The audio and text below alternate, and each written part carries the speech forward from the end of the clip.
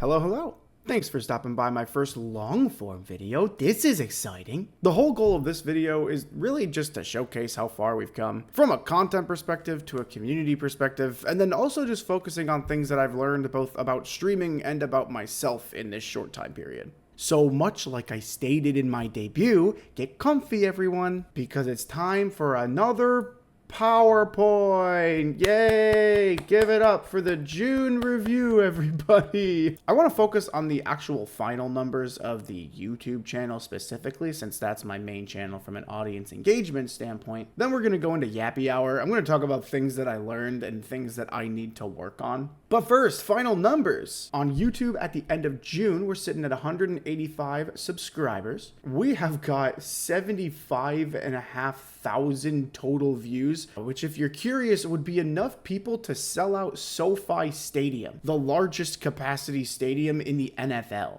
So on Sundays, people go to watch football, and on weekday nights, they tune in to watch Depresso play Ace Attorney and get yelled at by the judge. Total watch time we've racked up is 283 hours.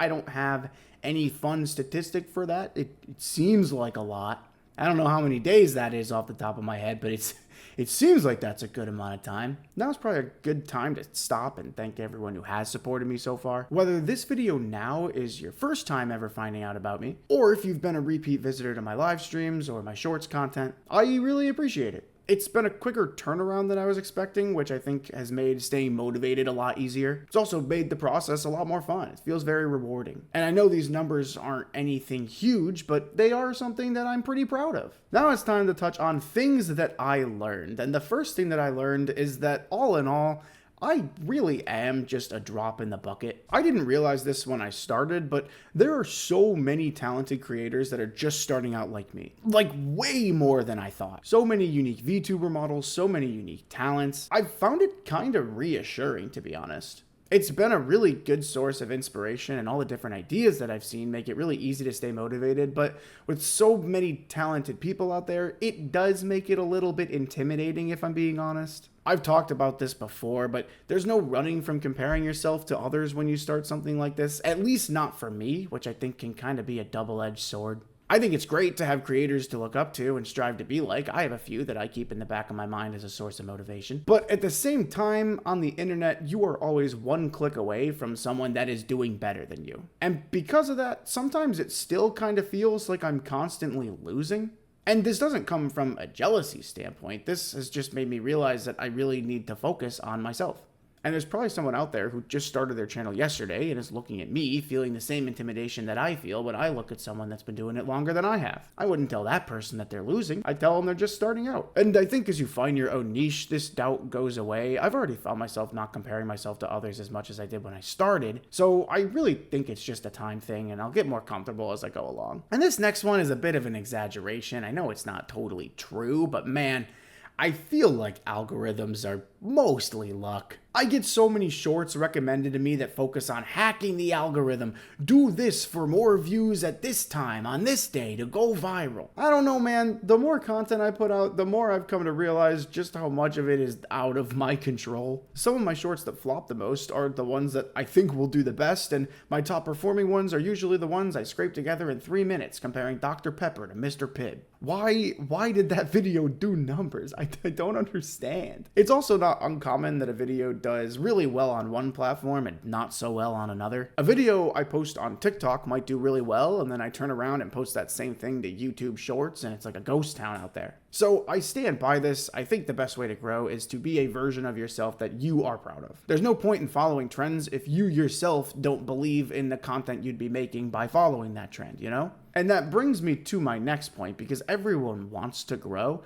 What I'm kind of noticing is that growth is slow. It's gradual. Contrary to the last slide we just looked at, which I think paints us as doing okay, overall, I think growth is still very slow. And what I've realized is that no one really blows up overnight. If you have 1 or 2 videos that perform really well, unless those videos go absolutely mega viral, it's not life-changing. It may take 20,000 views sometimes to get 20 subscribers. Does that mean you're failing? No, of course not. It means you're growing. You got 20 more subscribers. And this is the main reason that I wanted to start this video series, because I was constantly looking at the performances of each individual video that I put out, checking my subscribers every day, and I was like, I don't know, this doesn't seem healthy or realistic.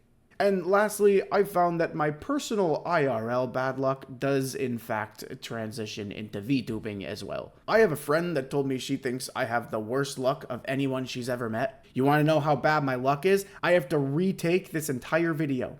On the first recording, guess what? The sound didn't save. There's no sound to it, so I have to re-record the whole thing. I'm not talking, oh no, I lost my glasses again. I'm talking, I trip on the corner, fall into the refrigerator, knocking over a bottle of olive oil that goes under my cabinets and takes the entire day to clean. No, I'm not speaking on personal experience. This is just a hypothetical. And this has unfortunately been a problem that plagues my streams sometimes. Whether it's getting 2 hours into a game and getting soft locked due to a bug, and cry of fear. Or getting an hour into a Pokemon Nuzlocke and the game crashes, losing all of my saves. There's some growing pains to go through. It's not always sunshine on the Depresso VTuber channel. Which leads me into things that I need to work on. Tech issues.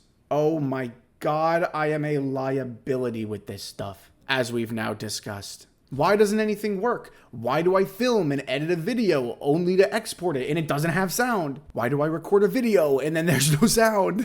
Why do I go live and sound like I'm streaming from a tin can when I just spent an hour on my audio levels before it? Confidence and consistency are two more things that I know I need to focus on, and we've talked about the confidence side of things. Consistency is really something that I've struggled with my entire life.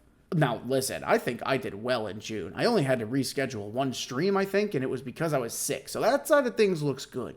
I just like to develop a system where I'm not floundering 10 minutes before a live stream to do things, streaming related or not, that should have been done probably hours ago. It adds on to my stress sometimes, and I get stressed easy enough. But again, I think that developing something like a consistent schedule, both like stream schedule, content schedule, but also just like a life schedule would really help. So I'm trying. I don't know. I'm not the most organized person. I've talked about this too, but I really would like to improve in music mixing. I really like to sing, but mixing and actually making cover songs, I've learned, is a totally different beast. You can be the best singer in the world. If you can't mix your track well, it's probably not going to sound all that good. And as frustrating a revelation as that was at the time, it also got me kind of excited because I realized how cool of a skill music mixing can be. So I'm actually really excited to learn it. I just need to find the time to sit down and do it. And speaking of time, I need to get better at keeping up with my other hobbies outside of VTubing. I love VTubing, don't get me wrong, but over the last month, I really have stopped doing the other things that I like to do. Now, there are only so many hours in a day, and when you start a new hobby like this, you are going to lose time in other things. I'm not talking about doing this less either. In fact, I want to clear up more time so that I have time to do this more.